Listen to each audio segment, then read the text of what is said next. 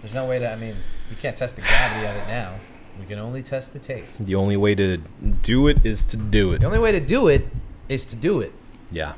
A wise and great poet once said that the only way to do it is to do it. Hi, I'm Marco Dupa. And welcome to the One Beer In podcast. We're going to do it. We're going to do it because a great poet said to do it. No, hey, seriously, what's up? Did you clap? No, it's okay. Okay. I'll see where it doesn't feel right without the clap. Oh, well, phrasing, I guess. You guys are gonna see the clap now. It's like starting a movie with the click with the thing, and people are gonna be like, "Wait, are we supposed to see that part?" The clapper. Yeah, the clapper. Clap on. Wait, it's clap on, clap off, clap on, clap off. The clapper. Where the claps are all over the place. Okay. We got some claps. Let's do this, guys. My name is Marco Dupa. That guy right there is the great and powerful Adam Obesius Rodriguez. What's up, Brewskis? What's on tap for tonight? Wait, first, the beer that we're drinking. Oh, yeah. Oh, yeah. A special one. Oh, it's a special guy. Oh, she's a special ass. We grabbed something from out the... the vault. From out the... I don't know why I went there. From out the vault. It's the Lost Barrels Volume 1 from the mythical Red Cypress Brewery. If you're a local, you'll know what's up with this brewery. Yeah. And Obi's going to tell you a little bit more about that after the break. Sure will. What's on tap for tonight? We got a little mini episode of Trailer Trash with Miller's Girl. We're going to probably have a lot to say about that. Yep. And A24's Civil War. Yeah. Not to be confused with Avengers Civil War. Yeah. What else do we got? What else do we got? Speaking of movies, we also have Dwayne "The Rock" Johnson in what may be, as some have said, his first real-ass movie. Dwayne. It's called The Machine something. Can I say ass? Can I say ass this early, or is it? I think that's fine. Yeah. I mean, is that all right? Yeah. Are you guys okay with that? Seems fine to me. There is a name for the movie. Is there now? Yeah, there is a title for it. Okay, all right. Deadline has the title. Well, let's see here. I'll look it up. Okay. And then last but not least, we're going to talk a little bit about the Tesla recall. If you weren't aware, Tesla has recalled every single vehicle sold in the United States so far for software and hardware updates, namely surrounding the autopilot. And I'm sure you guys can see where we're going with this. All that and probably that's it. Yeah. So let's crack this baby open and let's get rocking into this episode 410 of the One Beer In podcast. Yeah. Lost to be found by someone to save you when you're down. Yes, I'm bored when it's bright out. So bored when it's bright out. Thank you. Takes me to a place Those bubbles. Right. And the head immediately is dead. Gone. It's gone. Look at that. Gone. Nothing. See ya. Wouldn't want to be a onomatopoeia. Aha.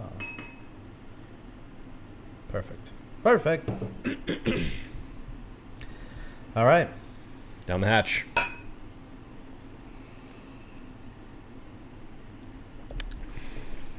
Under the tongue and through the teeth. Wait, what is it? Through the lips and under the tongue and... To grandmother's house we go.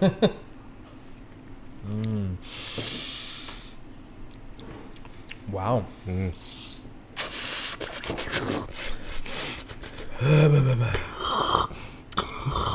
I think it was under the gum, through the lips. Under the gum. How's it go under the gum? I don't remember, man. I don't remember. It was... It doesn't matter. This is the One Beer In podcast, the podcast where two brews crack open a brew and we see where that one brew takes us. As I said, I'm Marco Dupa. That's Adam Obesius Rodriguez. And let's talk about the beer. Okay. What are we drinking, Obi? This is the Red Cypress Brewery, RIP. Lost Barrels Volume 1. The beer is called The Slice. It came in, we don't know what it's sitting at right now, but it came in at a 10% ABV. It was barrel-aged in Elijah Craig single barrel bourbon barrels.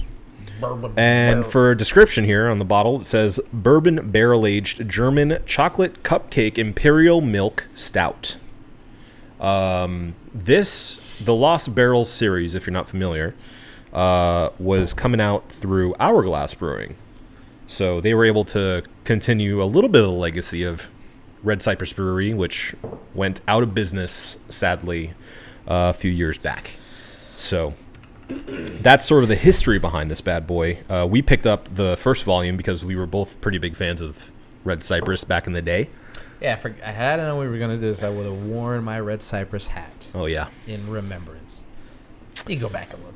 I have it. It's real. It's there. I really have it. Yeah, yeah. So this is a little, I guess, a little ghost of Christmas past coming back for us. And yeah, I mean, doesn't taste spoiled. No. So I think we're good. I think we're clear here. Chocolate cupcake imperial milk stout. Yeah. Goodness gracious, it's a lot. Yeah, It's pretty. It's like a. It's pretty like deep, desserty, intense. Yeah, like very decadent. Yeah, flavor. yeah. Reminds me of like a German chocolate cake. Isn't that what it is?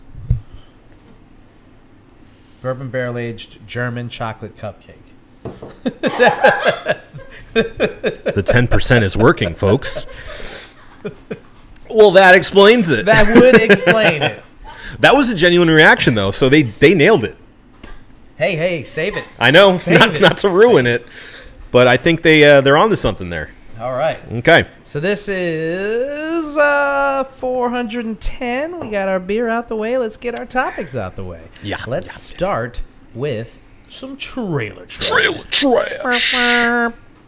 So really need that soundboard. Yeah, we do. We know. I got it. Okay. I got it. In the new year. Yeah. Promise you, we'll have that going. New year, new sounds. New year, new sounds, and some old sounds, some classics. Oh yeah, we need them. We'll bring some classics back. Yeah. It's been a while. This movie, I wasn't aware of this until you posted, until you made me aware of it. Yeah.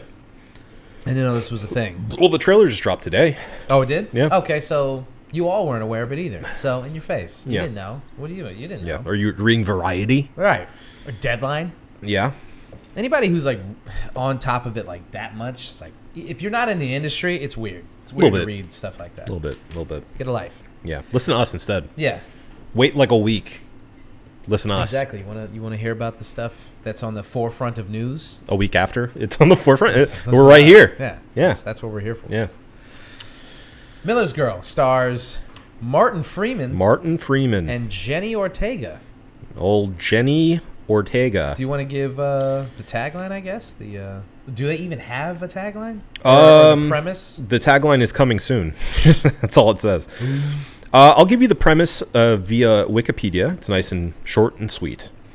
A creative writing assignment yields complex results between a teacher and his talented student. That's it. And if you know who Martin Freeman is and Jenny Ortega is, then you kind of can make a leap. It is Jenna. Jenna? It's Jenna. What am I saying? Jenny? You're saying Jenny. Jenny? I say Jenny Ortega? I say Jenny often. Yeah. It just rolls off the tongue better than Jenny Ortega. Than Jenna. I'm sorry. Jenna Ortega. Yeah, it does because it doesn't. Jenna Ortega. You gotta make a move there. Yeah. Jenny Ortega is one word. Jenny's Jenny easier. Ortega. Yeah. Jenna Ortega. I apologize if you're watching this. So she plays an 18-year-old student. Yeah. He plays whose name is, by the way, Cairo Sweet. Get the fuck out of my face. What are you, a Kingdom Hearts character? Cairo Sweet? Sweet. Did she make that up? Couldn't tell you. Couldn't tell you. This is an A24 movie? No, it's not. Okay. It's produced apparently by... No, Civil War is A24. Okay. Yeah. It's produced apparently by Seth Rogen, at least partially. So and Evan Goldberg. So so their production company is involved in this. yes, it is. Ah, Yeah, cool. yeah. So let's talk about the trailer. Yeah. I mean, I think you off mic, you kind of hit the nail on the head for how I'm feeling about this. It's kind of like, I don't know how we're supposed to feel about this.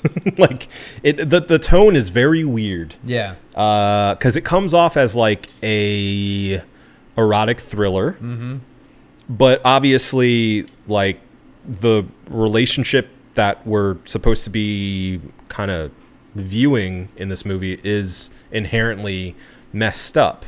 Right.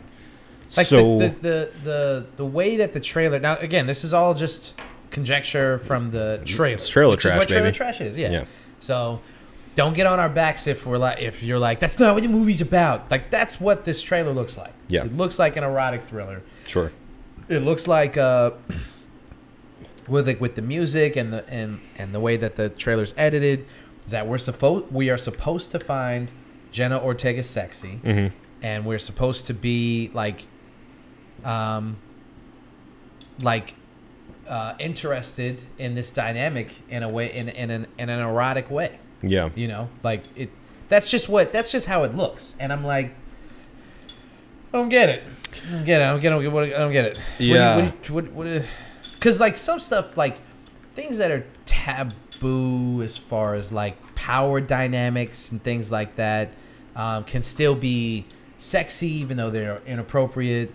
As far as like the dynamics are concerned. Yeah, like The Graduate or something. Yeah, yeah. But like this movie looks like it's intended to bank off of, you know, just the inappropriate relationship between like a teacher. Like, first of all, the power dynamic between a teacher and a student, and then also the fact that like she's 18. She says it in the trailer, so we know exactly how old she is. Sure. And she also mentions like what is an adult. Right. You know, so it's like clearly they're playing with the idea of both a power and an age dynamic thing. But it's all like the entire tone of the trailer. I was expecting it to kind of shift midway through and be like, something is awry here, like something goes wrong. But it maintains this just like, again, like erotic thriller that tone that we're supposed to be into. It feels like we're supposed to, I don't know, like get it. It feels like we're supposed to kind of get Martin Freeman's position here. We're supposed to be on his side as far as like, yeah, man, that 18-year-old is hot. Because the way that the trailer don't take that out of context. the way the trailer is presented, and this may be different for the movie itself, but it's very much through the teacher's point of view. You know, we get it from him. We don't get much from her side. Yeah. Other than her saying like, "Yeah, I'm hot for teacher, man." You know, like that's essentially all she says throughout this entire trailer. Pretty much. And she's like super smart. Like, her only motivation seems to be that she's witty and that she wants to fuck Martin Freeman. Sure. That's it. She reads real fast. Yeah. Oh yeah, she went through those books really quickly. Yeah. It was like, what a tired and played out bit. Yeah. Oh, you read all these books? Incredible. How'd you do that? That doesn't make her smart. No. She has a good reading ability. It doesn't make her smart. Reading fast doesn't make you smart. Yeah, you can read a ton of shit fast. That's why I tell myself. Yeah, exactly. I read real slow. yeah. Hey, man, it's okay. Yeah, it's all right. You can read slow. It's okay, yeah. Nobody's going to blame you for that. Blame your parents. Yeah.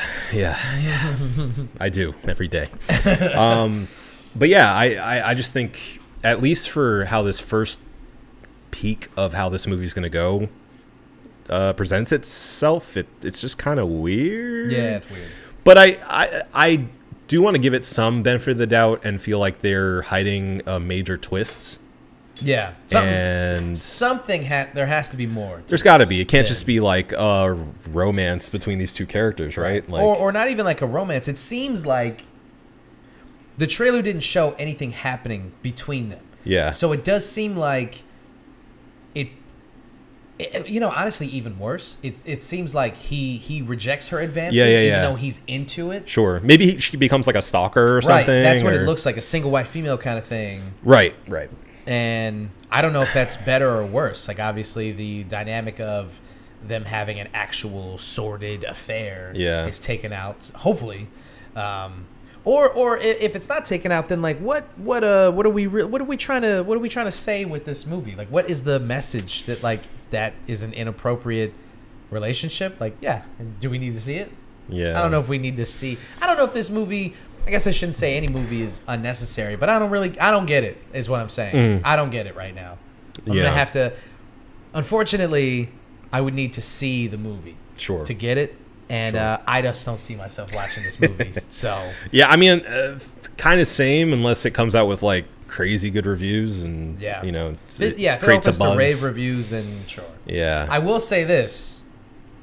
I have said it before. I've said it on this show. I think Martin Freeman, one of the best American accents in Hollywood, for sure. I think he absolutely nails it. Because you know the thing is, you see all these people talking about how good Brits are at the American accent, and I, for one, don't think that for a second. There's many of them who I'm like, that's a terrible American accent. They're not good. They are not good as the internet would lead you to believe some of these actors are. And I'm going to say why that's such a cliche. Is because Americans are so bad at British accents that it makes them look inherently like way better than they actually are. Right. You know? Right. So if it's like a passable accent, you're like, wow, they're so good. Yeah. They're not. Not really. But Martin Freeman most of the time, yeah. Martin Freeman really good. Kills it, yeah. I think I had a list. Daniel Kaluuya is really good. Oh, yeah. I honestly didn't. I had no idea he was English. It's most people who didn't see Attack the Block. Yeah. Boyega's is pretty good. Yeah. It comes out a little bit sometimes, but for the most part, I think it's anybody who's really Cockney. They're the ones who are the worst. Yeah. You know? Yeah, because that accent is so strong. Yeah. You know, it's like asking like someone with a thick New York accent to try to do a Cockney accent correctly. You know. What are you talking about? I do both. Great. Christian Bale. Christian Bale's pretty good. But he just talks weird. Yeah, he just talks. He has his own like. He sounds like Christian Bale. He doesn't sound like any American I've ever heard. The crux of Christian Bale's problem with his accent is that he tends to overpronounce a little bit. Yeah, you know, and that's what I mean. His like Batman, his Bruce Wayne's good, but as historically has been made the case. Over the course of the 3 movies, his accent just got more insane. So, and then his teeth are too big for his mouth, and so he talks through his teeth. Yeah. Oh, Gary Oldman's is pretty good. He does like a lisp. Yeah. Gary Oldman. Really Yeah. Gary Oldman's is actually great. It's fantastic. Yeah. And Daniel Day-Lewis's is pretty good. Of course. I mean, it's what Daniel can Day-Lewis. he not do? It's a DDL, you know. Besides be bad in a movie. Right. Can't do that.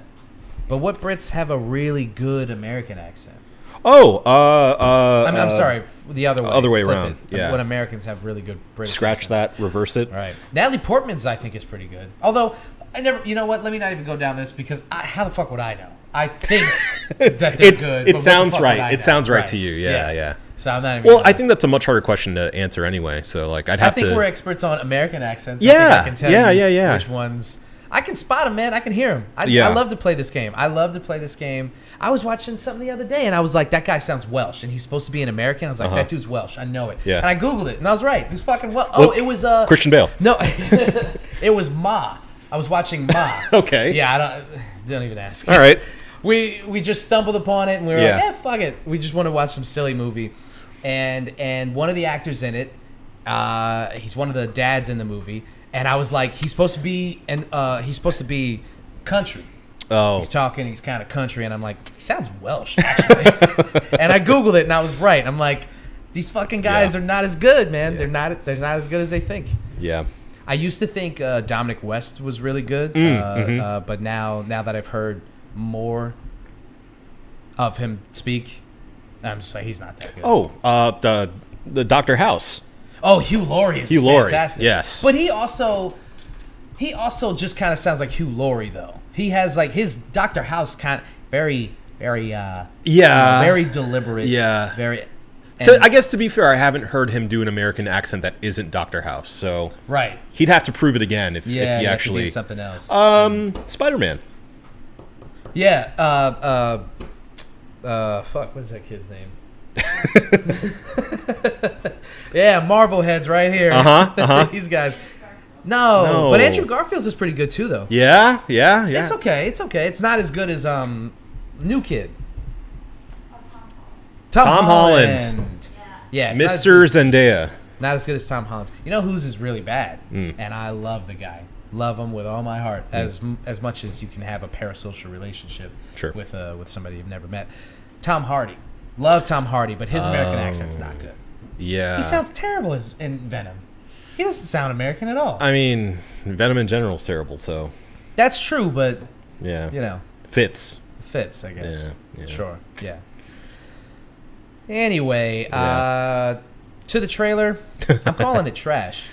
Yeah. It didn't compel me in a way that I was like, I need to see this movie. Maybe that's the subject matter. I don't really watch a lot of erotic thrillers anyway. Sure. So this didn't really like rise above any movie that I feel necessary to watch. I mean, I think Jenna Ortega is a good actress, and I love Martin Freeman. Yeah. So like, they're both actors that I great respect and like leads. and want to see. Yeah, it's a good choice.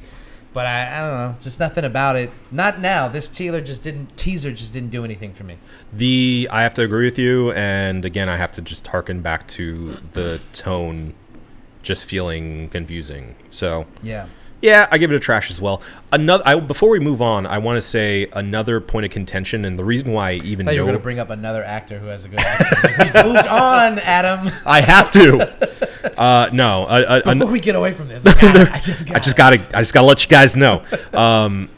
No, the reason why I even brought this up to begin with was because I saw a tweet about it, and it was about actually like the final frame of this trailer. Oh yeah, I guess that is pretty okay. Essentially, it gave a content warning at the end with a link for more information, and the tweet in question here basically was like, why are we doing this?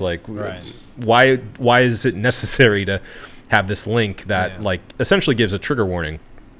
And I thought that was really interesting because I've never seen that before at the end of a trailer. Yeah, and I'm not into it. I was gonna say, what do you think about that moving forward? Not into it. I hope that this is not something that becomes a thing. The trigger warning is the rating at the beginning of the trailer. Sure. Read that. It says sexual content, inappropriate language, violence, sexual violence. It tells you what you're about to watch. Sure. I don't need something at the end to be like, what for what in this movie? What articles about inappropriate relationships? Like, telling people how they're supposed to feel about this content. And the weirdest part of it is that the link doesn't even.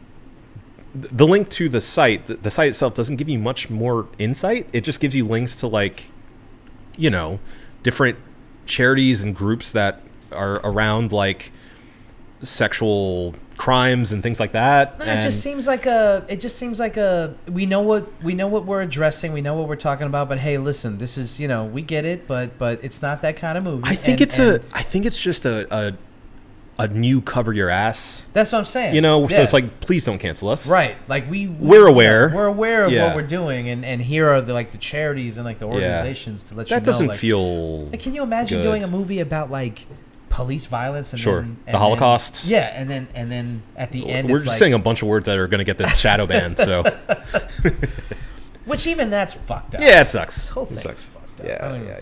Yeah. But I'm not a fan of that either. I really hope that they I don't want them to face any backlash, but I hope people just resist the... Well, they already are. I mean, that tweet alone is, I guess that's true. Is doing numbers. It's how I know about this movie to begin with. I agree. I wouldn't have a problem with it being at the beginning of the movie to be like, content warning, in case you're going into this blind and don't really understand what you're about to watch. There's some stuff going on. I'd be okay with that, but I think in advertising it, it's just a little too much. I mean, a trigger warning at the beginning of a trailer, like I said, is already in the... It's already in. I mean, at the beginning of the movie. I don't think that they should do that. Okay. I don't think there should be something in the beginning of the movie that's... Well, okay, hold on.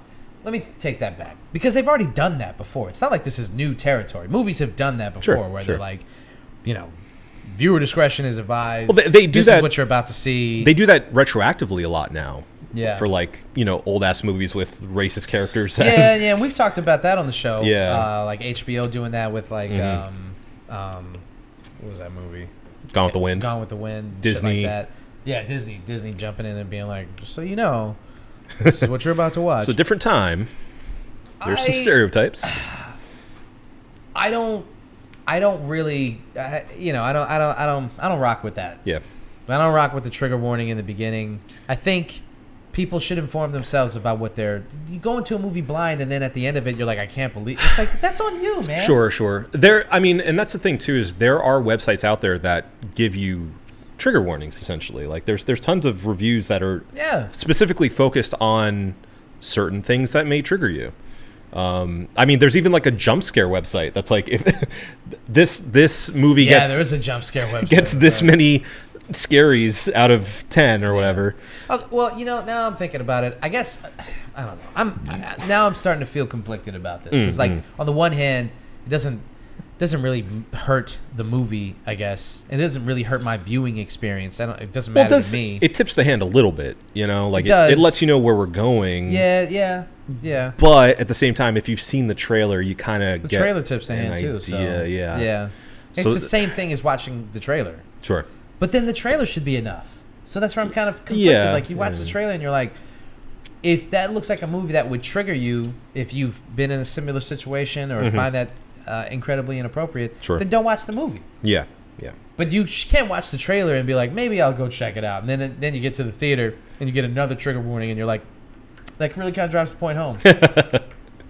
Maybe I'll stick around. Yeah, and then you watch the whole movie. And then you go to Twitter and you're like, I can't believe what I just watched. Like, no, man, no, that's not. That's on you. Yeah. I mean, I don't mind it, but that being said, I would prefer not. Don't care for it. I'd prefer. I guess not. I don't mind it. I don't care. Yeah. Next trailer. Yeah. A24's next big movie, and obviously this is like one of their first forays into what they had alluded to a couple months ago when they were talking about how they want to get into bigger budget action set piece kind of movies. That's what this looks like.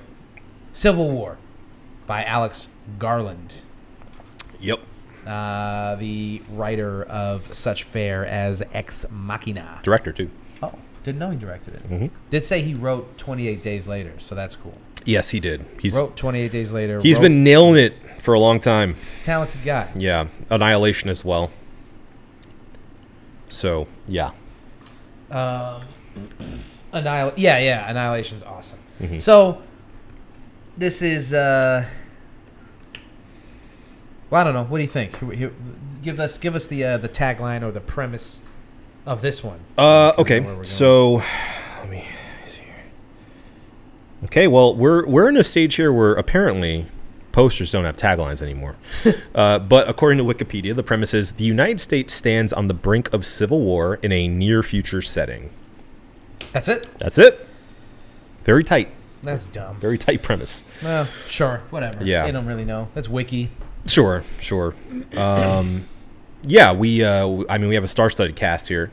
Kirsten Dunst, Jesse Plemons, her husband, and that's about it. For star-studded, and Nick Offerman.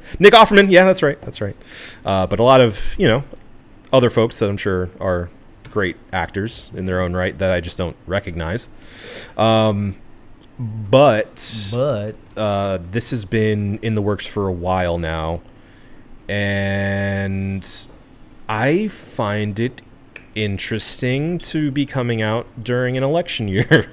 Yeah, that's true. I've already seen some because it is it's a bit of departure from what we've seen Alex Garland do in the past, which is very sci-fi oriented.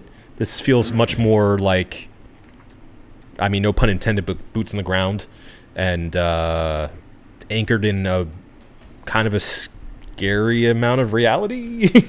Yeah, so funny that the tagline is super vague because the trailer is kind of vague.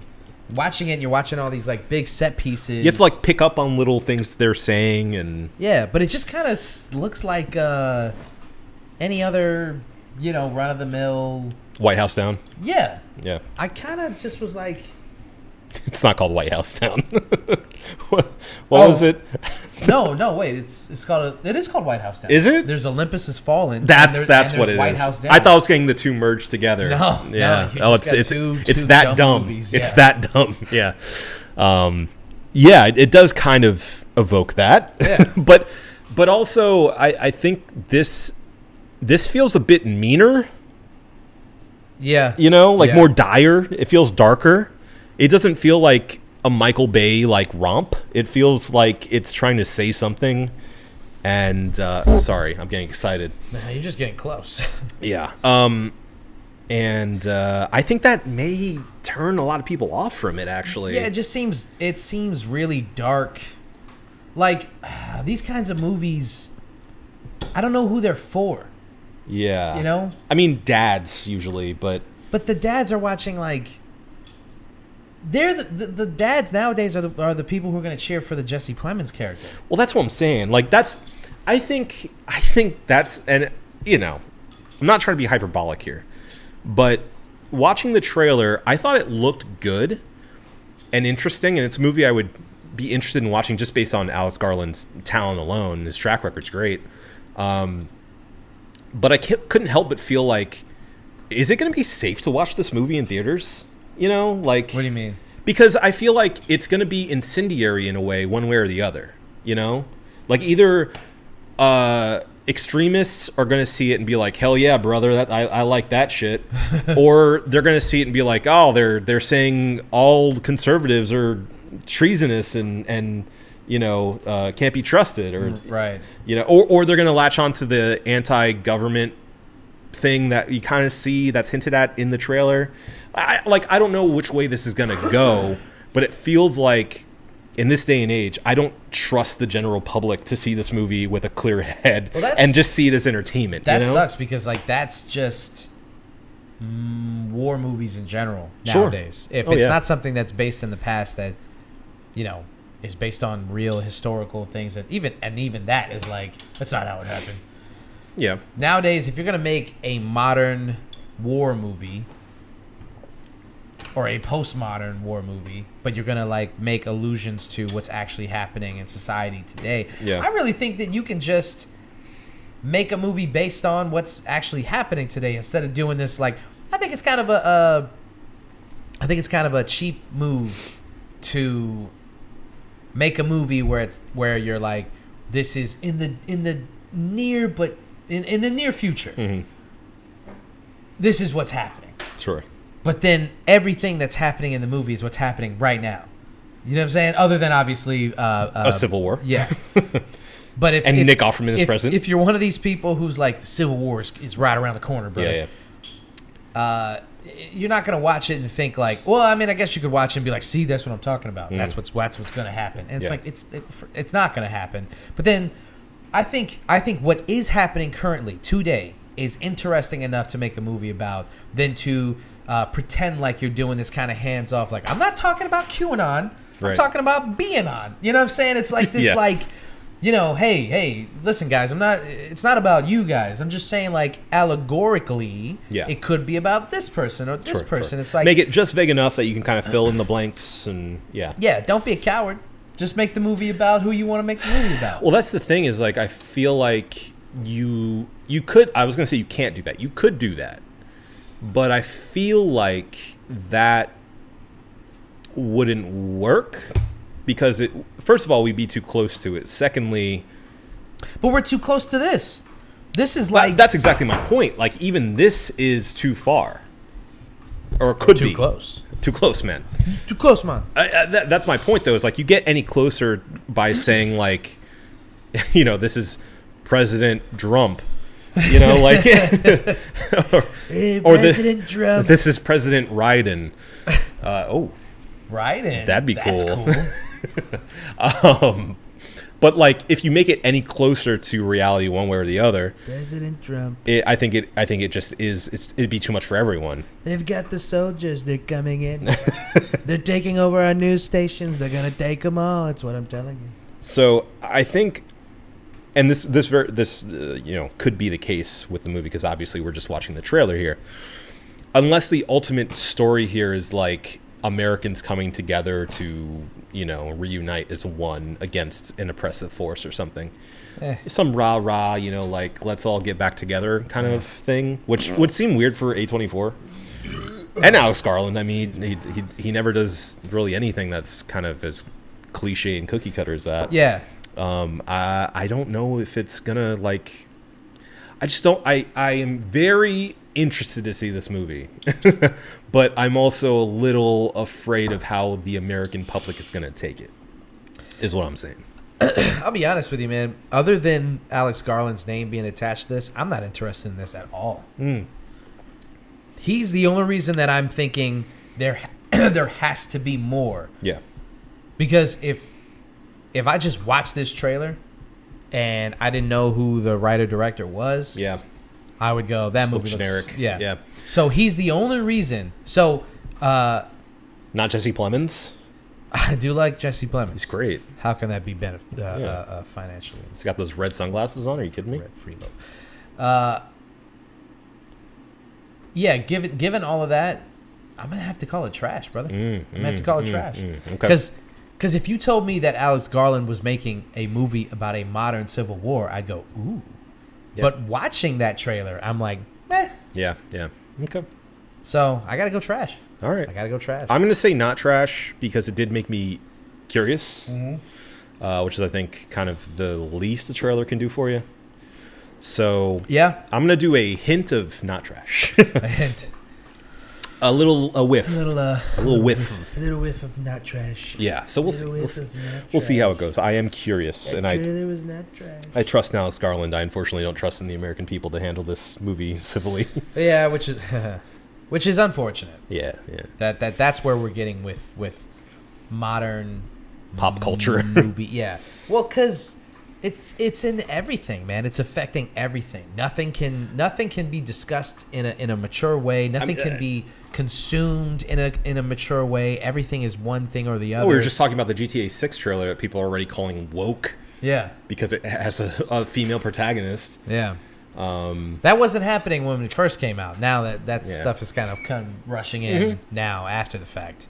Yeah. I just saw some tweet about how people, I guess, I can't remember. Some actor posted his top 4 movies. You know how Letterboxd does. Yeah. And it was movies that nobody had heard of on TikTok. And it was a screenshot of all these comments of people saying, like, why can't they just pick, like, regular movies? And the retweet was basically like, we've gotten so far into... From like, God's light. Basically. So far into, like, anti-intellectualism that, like, people are now mistaking the fact that, like, you haven't heard of a movie doesn't mean that person is trying to be a douchebag about having seen that movie and is, like, being pretentious because they've seen foreign movies. It's like saying Kurosawa is your favorite director, right? And then the next person's like, you like Japanese movies? It's like, hey, listen, man, I'm not trying to be a dick. I'm just telling you that these are good movies. You don't have to get angry about it. And some of the comments were like, why can't they just say regular movies like Hot Tub Time? And I was like, what are you talking about? You can't be serious. That's great. It's one thing to not have seen every movie from every director ever. And people who get all uppity about the fact that you haven't seen certain movies, sure. But it's a whole other thing to be like, watch regular movies like Horrible Bosses. Like, come on, man. You can be better than that. You deserve better than that. Sure. That you can watch Horrible Bosses and enjoy that movie. That can't be your favorite. Hey, man, movie. I mean, or it can be your favorite movie, but don't get mad at other people who like who like stuff that you deem pretentious. Yeah. I was gonna say, you don't watch those kinds of movies. Like what you like, man. Like, no one's trying to yuck your yum, but at the same time, yuck your yum. I'll yuck your yum all day. Your yum. You bring your yum here. I'm gonna yuck. I'm here yucking that yum. Yucking that yum. I'll be your Yuckleberry. Oh, Yuckleberry Finn? Yeah, I'll be your Yuckleberry. So, I think it's fine to like what you like. But just because somebody likes something that you don't even know about doesn't make them pretentious. Okay? Yeah. It's Yeah. okay. You don't have to be defensive. It's all right. It's all right. Okay. You might learn something. You might find your new favorite movie. Yeah. You know? Yeah. Be open to it, baby. That's all I'm saying. Speaking of new favorite movies, this A24 movie with Dwayne The Rock Johnson could, I don't know, could be the new Dwayne The Rock Johnson favorite movie, depending on what kind of performance he delivers.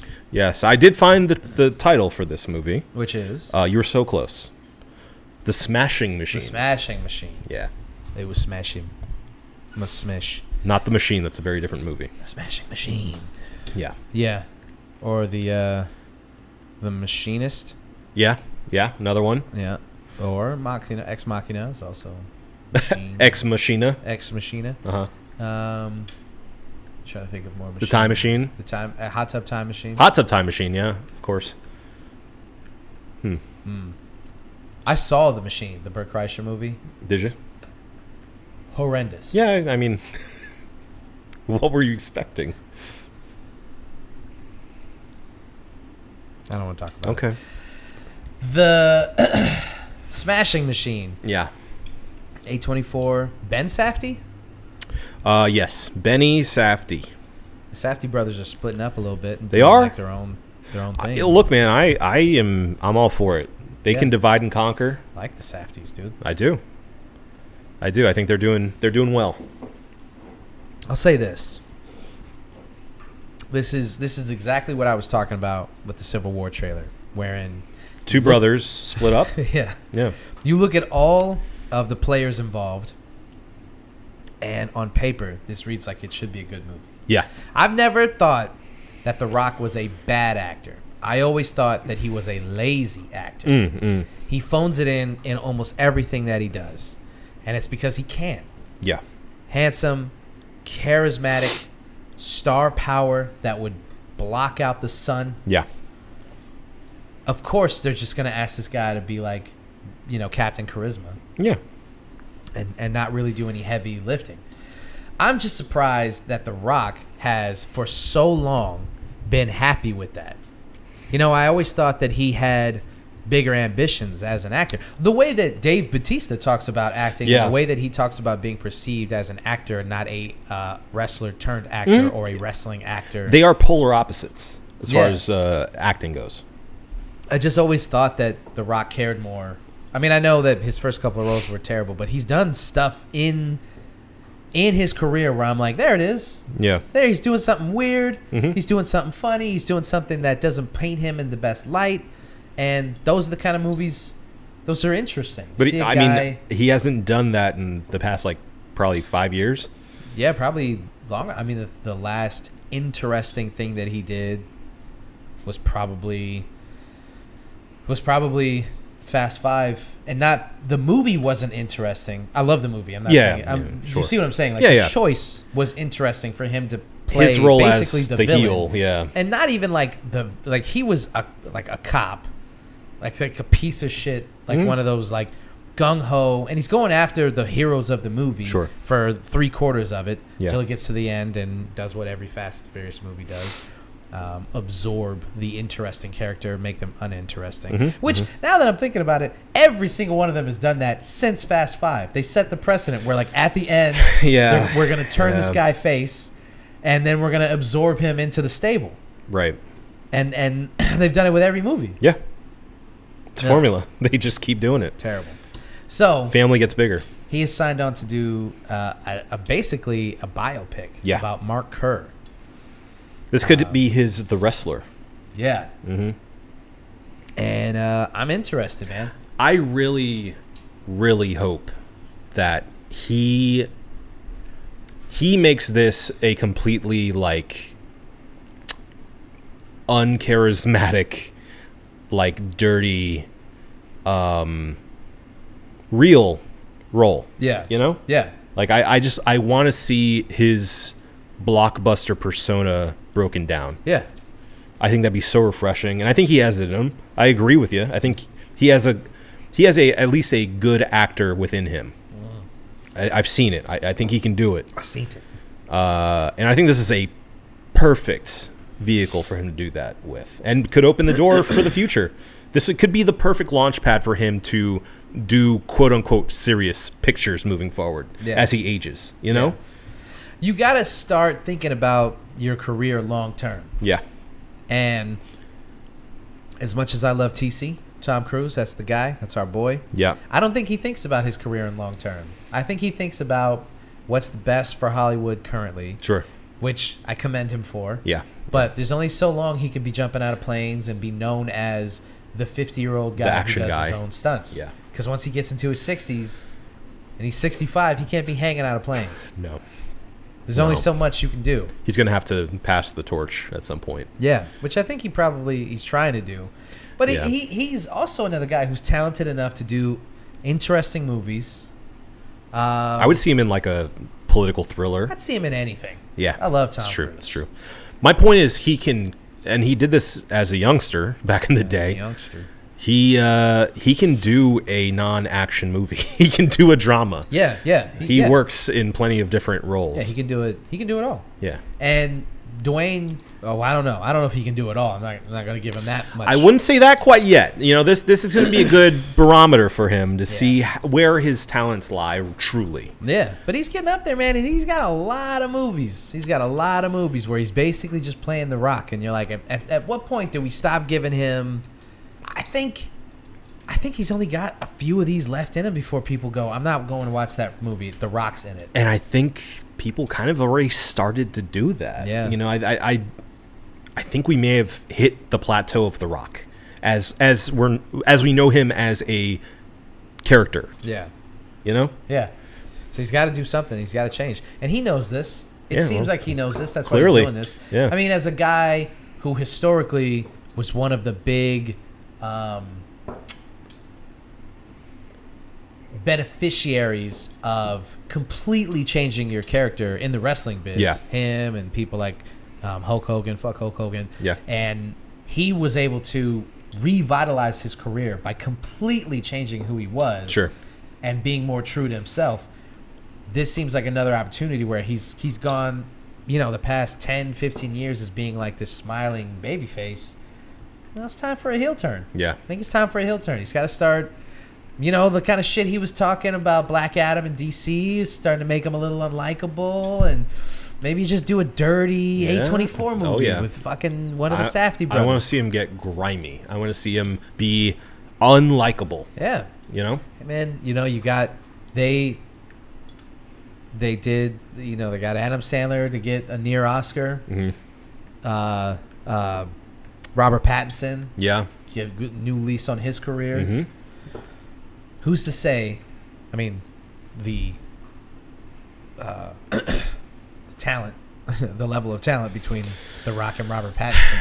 But who else? What else is to say that The Rock can't have a career? What's the thing? Like, we don't know. resurgence? We don't know until we see it, right? Because I mean, I think like a project like The Wrestler, that's why I'm bringing it up, is something that completely like renewed a career. You know? Yeah. I think that The Rock, I think he is, I know this is going to be a hot take right now. I think he is a good actor. Yeah. I think, again, he's picked roles where he doesn't have to be a good actor. Mm-hmm. He's been lazy, and he's basically just phoned it in. Sure. in a lot of the stuff, most of the stuff that he's done.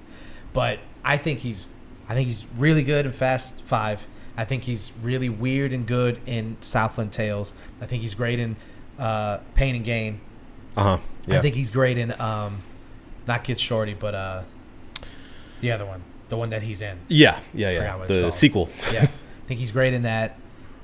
I think he's great. I mean, The Rundown's one of my favorite movies, and I think that's one where he balances the charisma, the comedic timing, and kind of putting himself in situations where like Captain Charisma can't, he can't just smile his way out of it. So I think he's got it. I think it's in there. And his voice acting in Moana is great. I think he's talented. I think he's good. But he's just picked roles where he doesn't have to be good.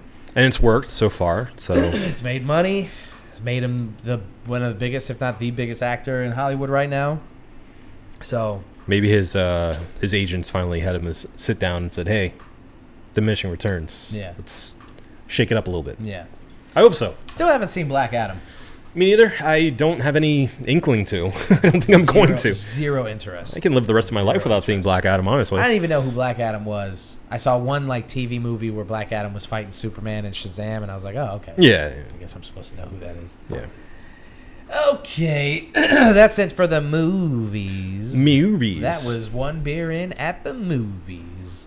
Movies. Let's all go to the lobby. Let's all go to the lobby. Let's all go to the lobby to get ourselves some a beer.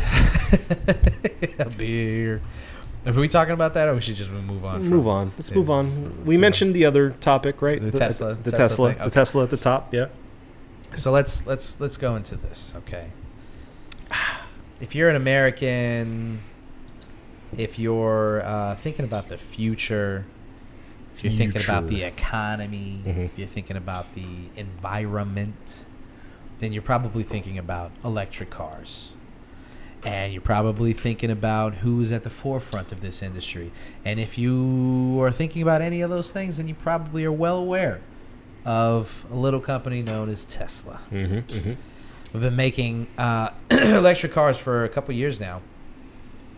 And one of the big things that Tesla has been touting is their autopilot feature in their vehicles. Yeah. And so we fast forward to present day, and they have recalled nearly every single Tesla in America. And I'll give it to you, Obi. Yes. According to the AP, it goes as follows. Tesla is recalling nearly all vehicles sold in the U.S., more than 2 million, to update software and fix a defective system that's supposed to ensure drivers are paying attention when using autopilot. Documents posted Wednesday by U.S. safety regulators say the update will increase warnings and alerts to drivers and even limit the areas where basic versions of autopilot can operate. Yeah, and so to go further, this comes after two-year investigation by the National Highway Traffic Safety Administration to a series of crashes that happened while autopilot partially automated driving systems was in use. Some were deadly. Apparently there have been enough crashes for the National Highway Traffic Safety Administration to look into Tesla's autopilot. And people have died. Yeah, people died. And so I think that's really the crux of this recall. I think what's kind of eye-opening is that it's nearly all of the cars. That seems like a problem. 2 million vehicles in this country. Yeah, need to go back to the factory. That's quite an issue. It's a lot, right? Yeah, I'd say that's a lot. Which is extra bad for Tesla, given that this has been the week that they've been really pushing the Cybertruck.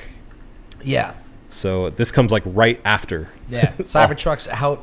Yeah. And listen, if you are a person who willingly gets into a vehicle that has an autopilot feature, and you just in 2023, where the only company that has tested autopilot in vehicles is Tesla. In this way, yeah. In this way, for sure. You get into that vehicle, you turn it on, and then you what? You just stop paying attention. Because that's the thing. The point. Some of the technology is basically saying like, you still got to be present. Right. You still have to be paying attention. You basically still have to be driving. It's almost like just cruise control, except for you don't have to use the steering wheel. You have to be aware enough to grab the wheel and hit the pedals at a moment's notice. And at that point, it's like, then why even? I mean, if you need for a second to like do something or like look at your phone or something, or like, I don't know. I guess some part of it could be seen as safer, but I think that the negatives outweigh the positives right now. What if you can't safely turn this feature on and then go to sleep? Sure. I don't think that it's a feature that should be in vehicles right now. Well, I think it's mostly a branding issue. Yeah. Because calling it autopilot gives it this air of like literally I can go hands off. And clearly, like to Tesla's defense, they've been clear about what you can and cannot do with autopilot. It's just people that are like, oh, we're in the future now, baby. Look what my car can do. Technically, it's called auto steer. Right. So it's cruise control that steers for you, but it's not, the car doesn't drive for you. So, like I was saying, I think the issue is they didn't call it something like auto assist. Yeah. Or, you know, something that makes it a little more clear that this is not autopilot. Right. You can't just click it on and expect you to get home safely. It's not a iRobot. You don't just get in, turn it on, and then... Mind you, it was kind of marketed as that. I remember when these things were first unveiled, and it was like, yeah, this car drives itself. Yeah. It's crazy. Yeah.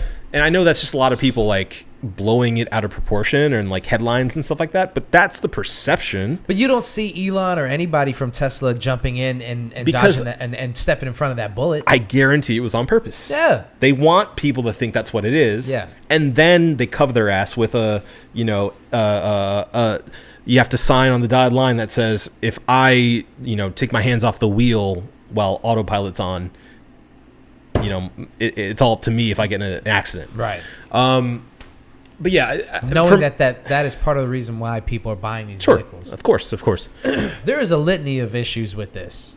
Everything that we've been talking about. Also, the fact that like they're monitoring how people are using their vehicles. Right. And once I buy something, it's mine. Yeah. That is becoming increasingly not the case. Oh yeah. BMW had that thing where it's like you have to pay a subscription fee to unlock like the sports mode of the car. Right. And ridiculous. There was something where like a guy had bought, I can't remember if it was Tesla or if it was another car that was another company that was like this, but he bought the car and then they locked him out of his own car because of the payments. And it was a clerical issue saying that like he hadn't paid, but he had. Right. So he can't drive his own car because somebody on their end fucked up. Ridiculous. So they locked him out of his own car. Dude. Unbelievable. That's crazy. Yeah. That's crazy. Yeah. The whole we don't really have the time to get into it, but the PlayStation thing where they were like taking people's content off of their PlayStations even though they had bought the stuff. Sure. And there's obviously the movies, TV shows. Yeah, and there's that clear thing in the waiver that you sign. Yeah. The EULA. Even though you scroll past the EULA and you don't actually read it, it is in there that says like this content is yours. You're essentially renting the content for an indiscernible amount of time until they decide to pull it from you. Yeah. But that's bullshit. That's bullshit. I bought this thing with the money that you said it was worth for buying it, not for renting it. Right. I wasn't paying a subscription fee.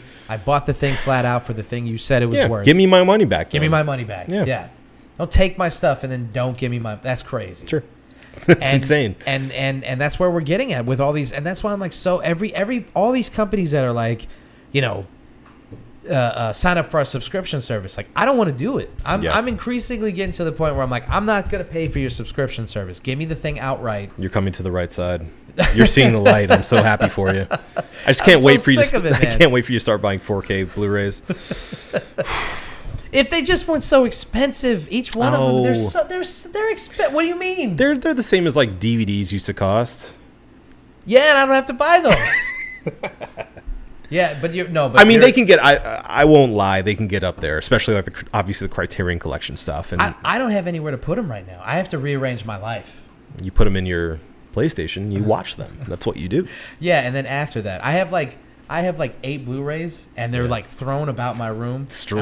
They're just around. I don't even know where to put them. I sleep with them. They're decoration. Put them on top of me when I go to bed. Make a jacket out of them. Yeah, it's great. It feels good.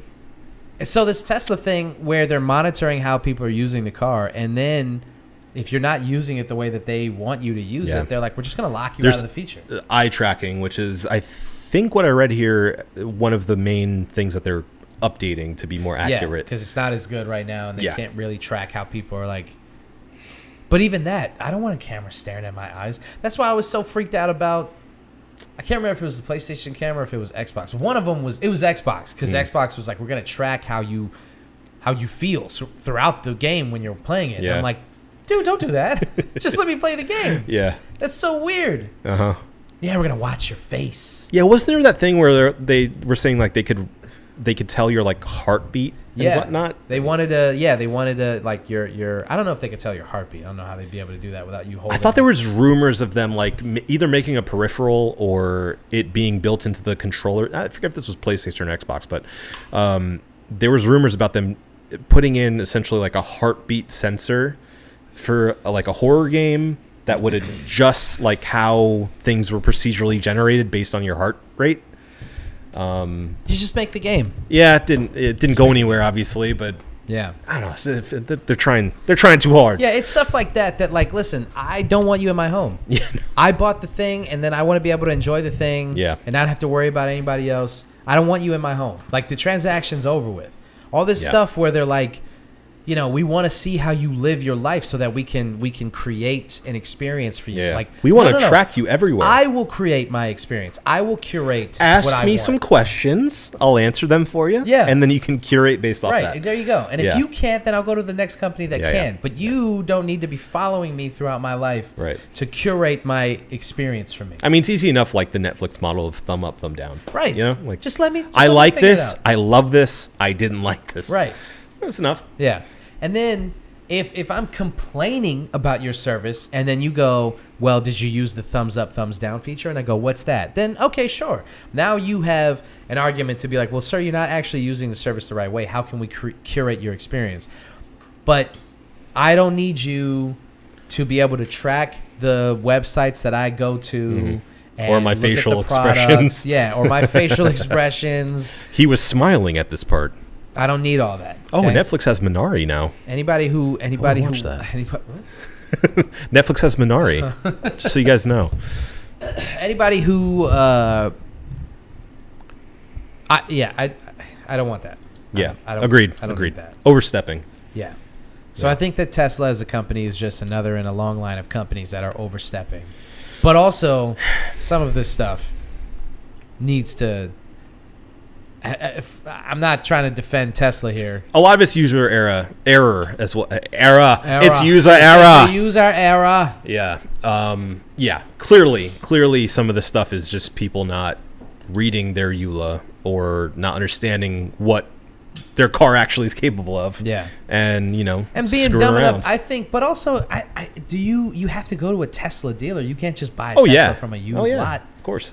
So the Tesla guy should be like, listen. Autopilot is not what you've seen in the movies or on Twitter. Yeah. This is what autopilot is. And I'll take you for a test run and show you what autopilot is. But anybody who's killing people in autopilot clearly doesn't know what the fuck is going on. Doesn't know what they're doing. No. So I don't know. Recalling every vehicle. If this was any other company, their stocks would plummet.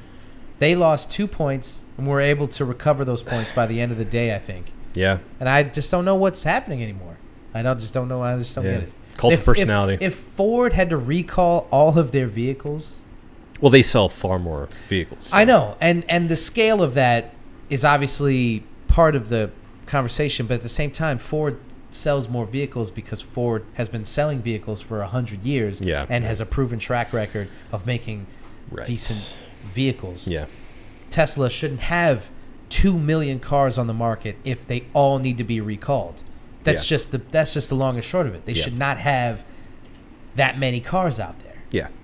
I am afraid. Every time I see a Tesla on the road, I'm like, oh, I'm gonna let that one pass me. Yeah, you go ahead. Yeah, go ahead, man. I'm not gonna race you, and I don't want you to. I don't want you behind me. Yeah. I want you next to me. Book it. Go ahead. I'll watch you from back here. I'm gonna get 3 lanes over. Because I don't know if you've got like your fucking feet up and your arms crossed. You avoid it like the log truck in Final Destination. Exactly. Yeah. Yeah, and more you read stuff like this, and more I'm just like, I just don't. No. Yeah. You know. I agree. I don't see myself buying a Tesla anytime. Yeah. Honestly. Maybe not a Tesla, but man, if you could get your hands on another one of these guys. You can't though. You can't. You cannot. And that's too bad. Yeah. And we'll talk about that in a second because I have a feeling about this one. But before we do that, we got to do the cheers of the week. So, Obesius, do you have your cheers of the week? You dig it? I do. Okay, tell me. My cheers Tell of the the week. people. My cheers of the week goes to I'm out of here. I think it may have been a former Cheers of yours, but I want to do it anyway. What makes this song stink? Hell yeah. Pat Finnerty. He just released another episode. The Jason Aldean one? Yeah. I haven't watched it yet. Oh my god, it's so good. So the idea of this series, this web series on YouTube, is that this guy Pat Finnerty, music fan and player, basically reviews songs that he thinks stink. Yep. And it's long and short of it. You know, I think on face value it sounds like a real negative Nancy kind of video, but it's kind of not, because he's always like kind of endearing and cheerful about it all. Yeah. It's like not mean-spirited in any way, which is I think the only reason it works. I mean, he's given like legit reasons, but also being like, you know, funny about it. Yeah, he's like and not playful being, like, about mean. it. Yeah, exactly. There's not a there's really not like a cruel spirit about it at all. It's all very like light-spirited and fun and funny. So over the past like 2 years at this point, he's done this series, and he took a bit of a break, and he just recently came out with a review of the Jason Aldean song that we've talked about. Try That in a Small Town. Try that in a small town. And I just think it is like, it's one of the best episodes that he's done so far, and it's just really entertaining. And yeah, I think it is exactly the kind of content that, like, if I were a YouTuber, I'd want to make myself, because it's very clearly in his character. It's so much him, while also being really well thought out, really informative and funny. Yeah. So I'm endlessly impressed by what he's done, and I don't know if he has like a team that he works with, but it seems like just a, you know, homebrew. Well, situation. I haven't seen this latest episode after his long break. Yeah. But the stuff that he was doing before, excuse me, it was just him. Yeah. And that's why they took so long. Yeah. Because it was just him doing them. And shout out to Southie, the singer of the podcast. Yes, singer of the theme song of the podcast, who put me onto it. And you passed it down to me. Yeah. Yeah. and it just was like, this guy takes a lot of care and time into doing these videos. It's really thoughtful and funny. Yeah. Yeah. Yeah. So yeah, check it out if you haven't. Start from the beginning. I would say. Yes. There's not a bad episode so far. And there's so many like in jokes and like deep cuts within the series itself that you wouldn't get. A lot of callbacks. Yeah. So it's good. It's good. All right, my cheers of the week. Although I have just this little sip. Just a little sipper left. I think I can see the lactose in there. Yeah. My cheers is going to season 1 of True Detective. Oh, and just that era of watching TV, like 2013, 2014, 2015. Okay, yeah. Here. Andy had never seen True Detective, so we're rewatching it right now. Oh man, I couldn't imagine rewatching it with someone who hasn't seen it yet. It's so much fun to watch. Yeah, it's just so much fun to rewatch. And I hadn't watched it in a long time, and going back and rewatching season 1 of True Detective is like going back and rereading a book you forgot about, and you're like, this book is amazing. Yeah. Or like watching a movie where you're like, I haven't watched this movie in like 10 years, and you're like, holy shit, this movie's so good. Yep. That season is just banger after banger after banger. Every performance is stellar. Yeah. It's part of the reconnaissance. Oh yeah. And for good reason. He's absolutely incredible in it. Woody Harrelson's incredible in it. Michelle Monaghan is incredible in it. Yeah. There's not a bad performance in the whole show. It's well written. Well shot. Well shot. It looks beautiful. Yeah. The dialogue is natural yet engaging. It's poetic. It's surreal. It's not they're not like it's funny. There's these moments that have since become like memes of like when Time's a Flat Circle. Yeah. McConaughey's character is going off and doing his diatribe and stuff, and he's doing his thing, and then you get Woody Harrelson's character to like snap back to reality and be like, when you talk that bullshit. Yeah. Like, it makes me want to punch. And it's like, it snaps back into reality where, like... It's X-Files. Yeah, exactly. And it's a perfect 1-2 punch of, like, this person just said something really interesting or compelling or weird or thought-provoking, and then the other person is like, all right, well, we're living in the real world, and then it like wakes you up from the dream, and you're like, this is a perfect combination of personalities and of archetypes. It's a fantastic piece of television, and it just made me nostalgic for that era of watching TV shows when shit used to just be really. You didn't have. I'm just gonna sound like old man yelling at cloud, but you didn't have Apple TV, Paramount Plus, Peacock, Netflix, Amazon. You didn't have all of these. You had like a handful. Yeah. And then you still had shows on, like, this was an HBO show, and it was an HBO show. Yeah, you had to tune in for it. You had to. Yeah. And I think it's like the last of a dying breed of shows that, like, this was a big budget, highly produced TV show that looked like a movie. Now they just shit them out, and you can't even keep up with all of them. Yeah. And you go on, like we were talking about the diversity or the versatility, rather, of Amazon Plus and all of the stuff that's on Prime Video. Yeah. Can't keep up with it. And Bezos is throwing fucking millions of dollars at these movies, and I can't keep up with any of them. And then you watch them, and you're like, if it's not called Fleabag, then it's like, it's okay. Yeah. But this show, and every other HBO show, for the most part, is just a well thought out, like, the producers of HBO shows and movies understand that they're making HBO content. Sure. I think that's the highest praise that I can give them. Yeah. Is like, they understand their reputation as the originators of prestige TV. Yeah. And it's probably the last time a TV show, for me anyway, was so compelling, so thought-provoking, and so, like, I needed to see the next episode. Yeah. Have you seen season 3? I haven't. So now we're moving through all of them. So I was thinking we'll skip 2, do 3, then go back to 2 once I want to see it. I want to watch it. I know. I watched the first episode. And I never finished it, to be honest with you. It's that bad. I mean, I won't even call it bad. It's just not engaging in the way that the first one was. Like, I feel like they had too much going on at once towards the beginning, and none of it was as engaging as the first season. And I think, maybe do that, actually. Go to season 3 first. Watch that one, because I think season 3 is, maybe just one step below season 1. Yeah. It's excellent TV. Yeah. And you get to see Frost from Blade. Ah, come on. He's so good. He's so good in it. Stephen Dorff is awesome, man. Yeah, Stephen Dorff is incredible in that show. And obviously Mahershala. Yeah. Oh, Blade. Yeah. It's Blade and Frost. Oh my God. Yeah. Yeah. I can't recommend. I think it's right up your alley. But yeah, maybe do that, and maybe season 2 won't feel as bad after.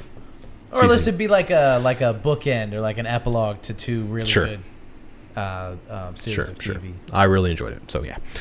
Agree with you, my friend. I see that we both really enjoyed True Detective. I know that because we were actually watching it at the same time and talking about it each week when it first came out. So I know that for sure. Yeah. But what I don't know and what I need to know and what the people need to know is how you felt about this beer, this brewski. Beer! So, Obi, tell the people what you thought of the Lost Barrels Volume 1 slice. Unfortunately, I loved it. Unfortunately. Yeah, unfortunately for you. Not you. Y'all. I thought it was excellent. I'm not, again, you're the stout fella. I'm not the stout fella here. Stout fella.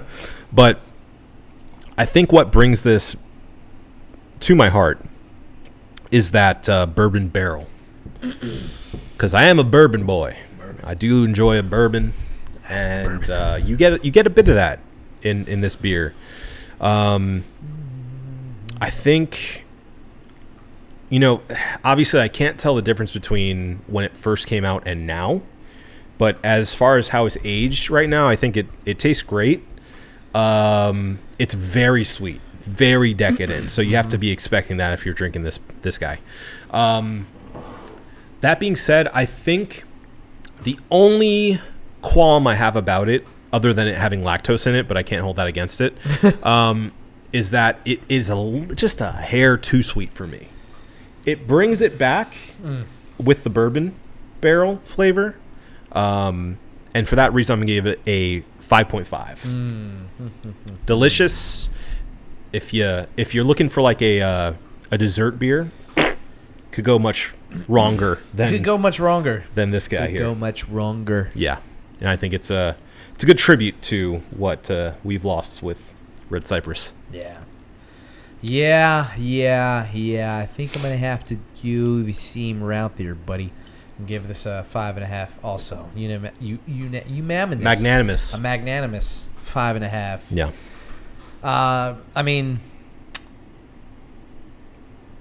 an imperial milk stout, you kind of assume that it's going to be super sweet. Sure. So I will say that I do agree though that like it may be a little too sweet, and I think that's part of that's the gift and the curse of imperial stouts. I couldn't for the life of me have finished this bottle by myself. No. This is not a just sit around drinking kind of. I mean, unless you need to talk to somebody.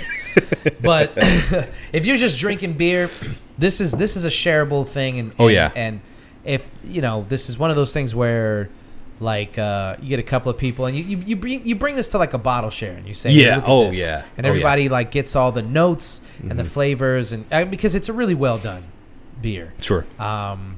The German chocolateness, rather, if you will, of this comes through. Super sweet cocoa chocolatey notes.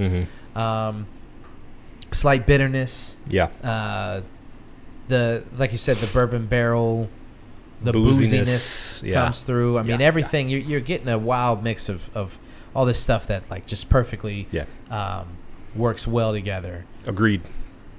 Yeah, 5.5. Okay. 5.5. So, if you find yourself somewhere where there's a bottle share or somebody has vintage bottles and cans and things like that, and you stumble upon anything from Red Cypress, really, grab it. But this in particular, definitely, stash that. Stash that. Yeah. As we did 2 years ago. Yeah. All right. You think we got it? I know we got it. Well, if Obi says we got it, then that's it. Sorry, guys. This has been the One Beer In podcast from myself, Marco Dupo, for Adam Obesius Rodriguez. R.I.P. Red Cypress Brewing. Thank you guys for listening. Drink delicious beer and have yourself a beautiful evening. We love you.